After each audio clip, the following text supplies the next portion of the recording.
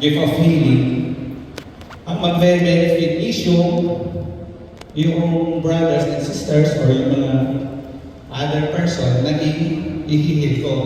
Tama? Right, brothers and sisters? Tapos yung, halimbawa, meron ang gift of wisdom or gift of, ano yung isa? Gift of knowledge. I-share mo to, ang mag-benefit is the community. Diba?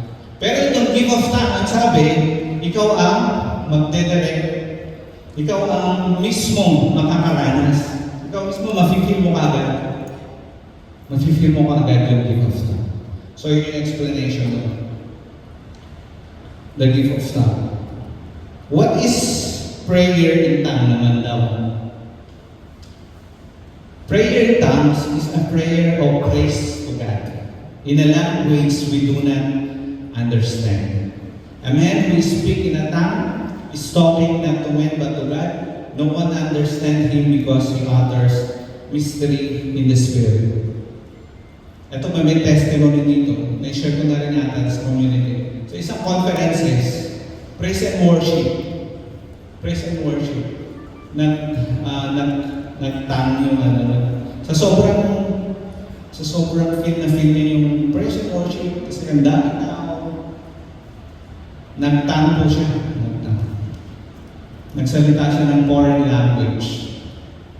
And then, meron sa sa likod niya, na meron ding gift na na-receive, na nai-interpret din naman yung sinasabi, yung tongues, na-interpret niya. After ng praise and worship, kinausap ng brother na nasa likod, yung nag-tongues. Sabi ko gano'n, brother, you speak fluent Mandarin. Sabi nung nasa likod niya. Sabi nung brother, hindi ako marunong Mandarin. So that's the gift of tongue, brothers and sisters. Hindi mo alam nag-ano ka na, nag-speak ka na ng foreign language. Dahil feel mo na nasa iyo na yung the gift of tongues. At yung iba naman nag-interpret nila. Na-interpret nila yung sinasabi. So yun po yung gift of tongue. And also, pag naririnig nyo yung prayers ng mga Muslims. Sino nakakarinig ng prayer ng mga Muslims? 6 a.m. 12 a.m. in the morning lagi. Narinig nyo yung prayers nila. Then, halos parehas yung the gift of tongue. Ganun po yun po yung tongue. It is the prayer and is the based on faith that this gift described in the New Testament is still available to us in our day. In regular prayers, we use the gift of intelligence, memory, and understanding. Tama. Sa regular prayers na sinasabi natin, lahat ng sinasabi natin. Yung inasa isip natin, yung talino natin, yung sinasabi natin. Pero sabi dito, in the name of tongue, our mind is at rest, while the spirit is at prayer. So yun po, yung spirit pala natin, siya po pala yung nagpre-pray directly sa Panginoong Diyos. If I pray in tongues, my spirit is at prayer, but my mind contributes nothing. So tama po, my mind contributes nothing. Pero yung spirit natin siya pala yung nakikipag-usap sa Panginoon.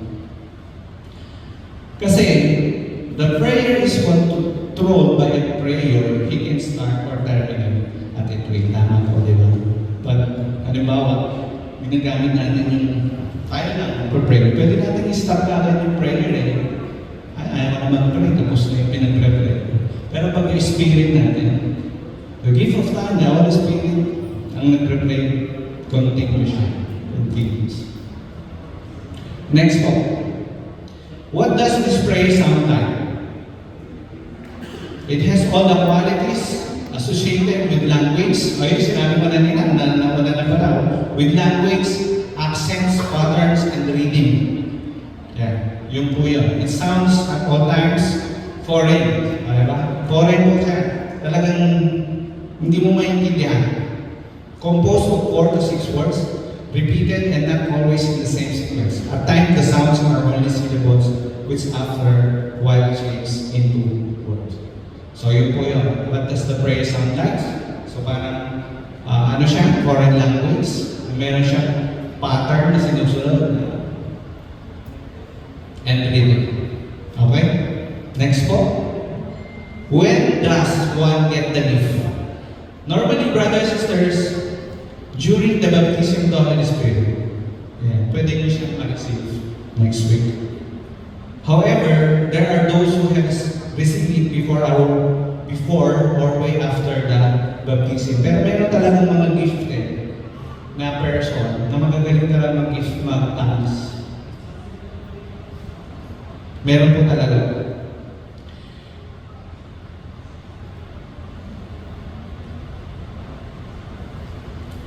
Here, we rely on God's promise, believing that God will provide us with this gift because He has promised it to us. Next week, brothers and sisters, during the baptism, pray, brothers and sisters, and ask for the gift of tongue and for any other gift you may desire.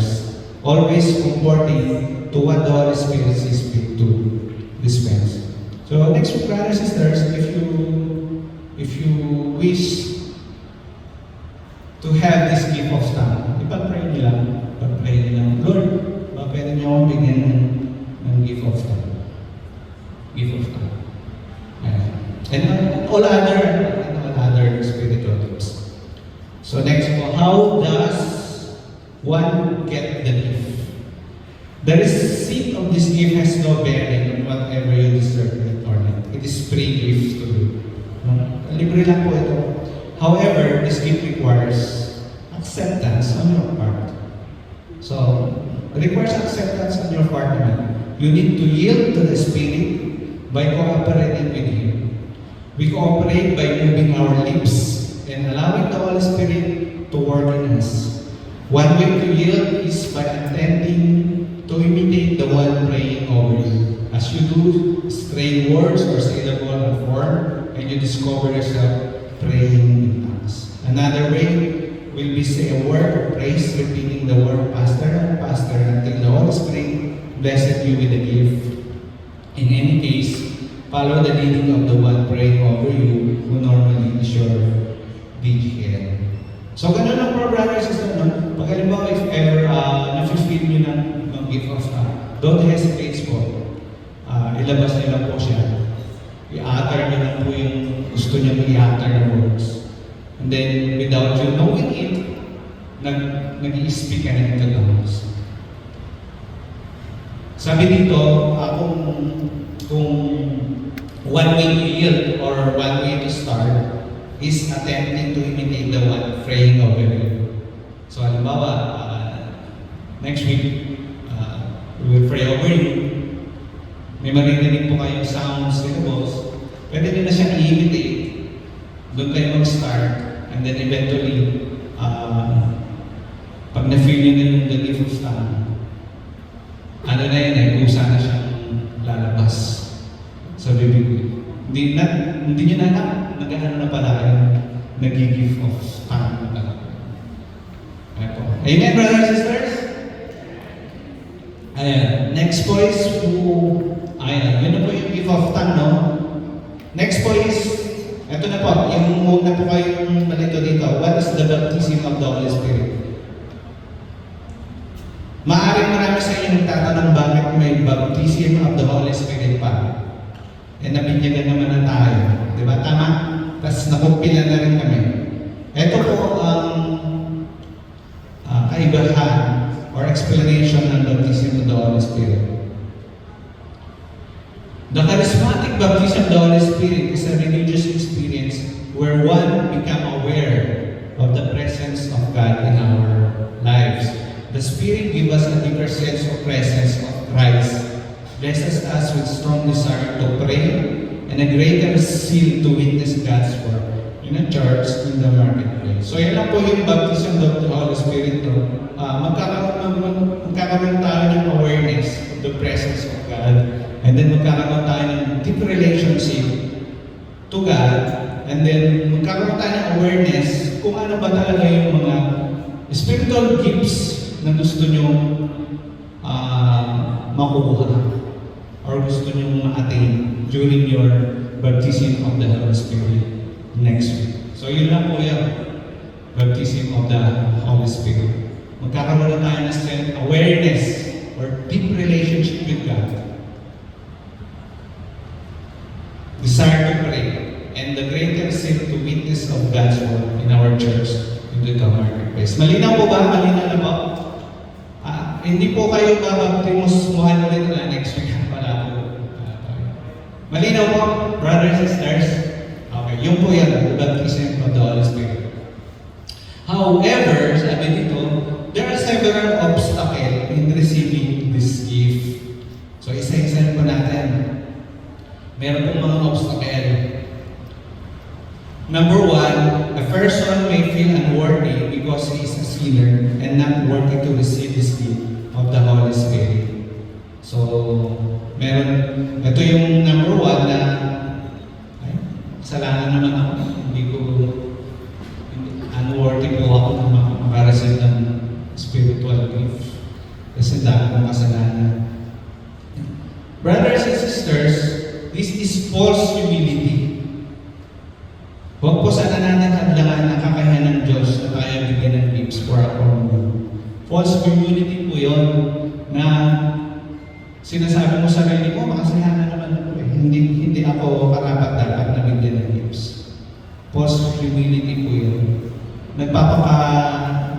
Tawag doon, ginagamit mo yung kasalanan mo para, alam mo yun, hindi na makareceive ng gifts for the Lord. Sabi nga doon kanina, di ba? Sabi ni Peter, if you remember, sabi ni Peter, the Holy Spirit should also have been poured out to the Gentiles, even po yung mga makakasalanan ng panahon, walang pinili. Nabigyan din po sila ng Holy Spirit. So yun po yung number one obstacles. Lahat naman po tayo makasalanan. Diba? So huwag po natin false humility na. Huwag natin masyadong ginadown yung sarili natin. Hindi makasalanan ako hindi ko ma-receive. No. Lahat po yan ma-receive po natin. Number two, another obstacle is doubt. Diba? Doubt. Pagdududa.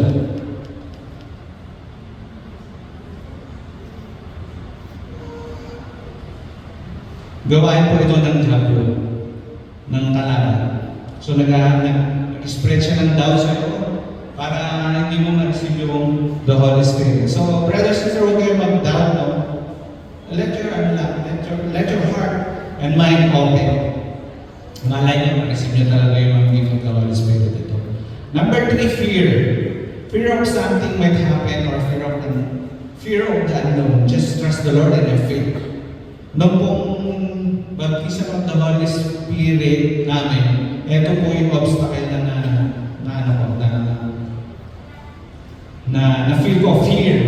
Takot ako baka anong mangyari sa akin. Fear of the unknown. Pero I put the trust in God. Put my, I have an open mind and heart. Kung ano yung pwedeng receive ko na spiritual gift. And number four, of course, pride. Thinking that we are better than the others, or we are thinking na okay na ako.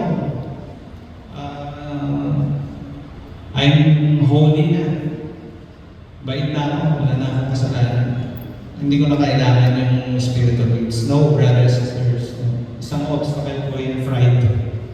Meron pa tayong pride sa puso.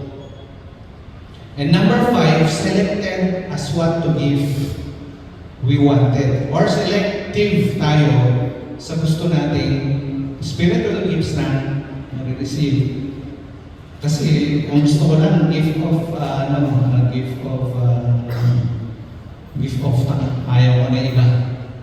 O kaya gusto ko lang gift of knowledge, ayaw ko na iba. So, wag po Yan na natin, pag-pray na natin lahat ng spiritual gifts na na-receive natin. Matalino naman ang Panginoon kung anong gustong ibigay sa iyo ng spiritual gifts, ibigay sa iyo. No? Isa pang obstacle. Isang obstacle natin yun kasi namimili tayo. Okay, yan po yung mga obstacles, no? Unworthy, doubt, fear, pride, and selective to what gifts we want. Ako, brothers and sisters, no, PCLP number 5 namin, Baptism of the Holy Spirit, ang pray ko is the gift of knowledge. Sabi ko, gusto ko rin mag-share sa brothers and sisters, maging share sa breakfast, mag-speaker. Actually, binigay niya, di ba? Speak ako, nag-engage ako speaking, other branch, other outreach, nag-share ako ng testimonies ko. Yan po yung request ko ng spiritual gifts. Sana,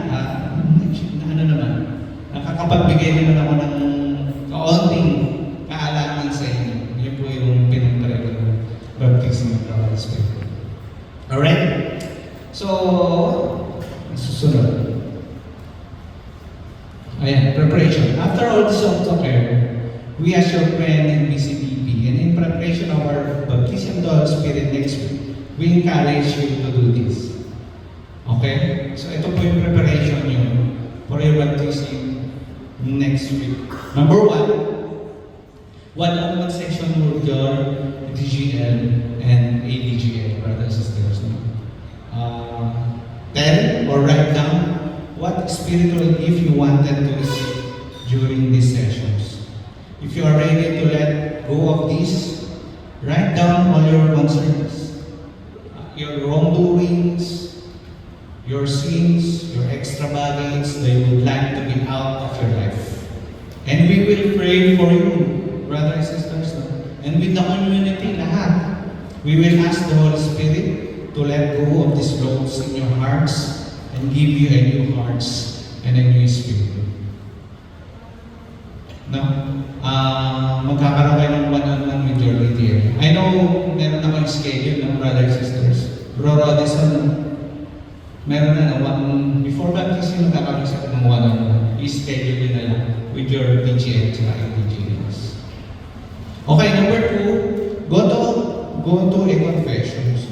Normally, we will be scheduled confession right before the start of your session next week. As your DGL, ADGL for the final schedules. May schedule na ba tayo for confessions? Bro Radisson? Yes. Ayos, meron na rin, no? Go to confessions. Confess po natin yung mga gusto natin i-confess sa Panginoon. Let out natin yung mga nasa puso natin and minds, okay? And number 3, of course, strengthen your prayer time. Pag-pray nyo yan, brothers and sisters, next week, your baptism of the Holy Spirit, na maging successful po ito, walang mga harassment. Pag-pray nyo na din yung gusto nyo pag-pray, your family, your friends, lahat. Gusto nyo ma-receive na spiritual gifts, pag-pray nyo din po before the baptism of the Holy Spirit. And of course, receive the sacrament. Ano naman to? Before naman tayo start ng session, meron naman tayo sacrament to. Especially yung misa. Meron naman tayo ng mass. Okay? So, amen, brothers and sisters? So in conclusion, we ask to open your heart and mind and allow the leading of the Holy Spirit works in you to have more intimate relationship with the Lord. So brothers and sisters, next week, let's open our heart and minds, no? And allow the leading of the Holy Spirit works in us. And andito lang naman ang community, we will pray over you, and we will guide you to the baptism of the Holy Spirit. Malay nyo, brothers and sisters, next week meron na dito sa participants na nagpapadaling ng may sakit. gift of healing, naka-receive na. Malay nyo next week, meron nang nag-tongues, galing nang mag-tongues, or meron na sa inyo nag-interpret ng tongues. And then, of course, yung gift of knowledge, para ano, next year, brothers, especially mga brothers, kayo naman yung nandito, ang nag-i-speaker na nag-share na rin kayo ng mga live testimonies nyo. Palitan nyo na palitan nyo na kami. Palitan mo yan, siguro Woms. Ako nang next na mag-i-speak ng the life in the Holy Spirit. Okay ba yan mga brothers? Ayan, yes, yun. So yun, brothers and sisters, no? For next week, just open your heart, and open your mind, and let the leading of the Holy Spirit guide you through the process of the baptism and the rest of the CNP program. For that, maraming salamat. Good afternoon po ulit.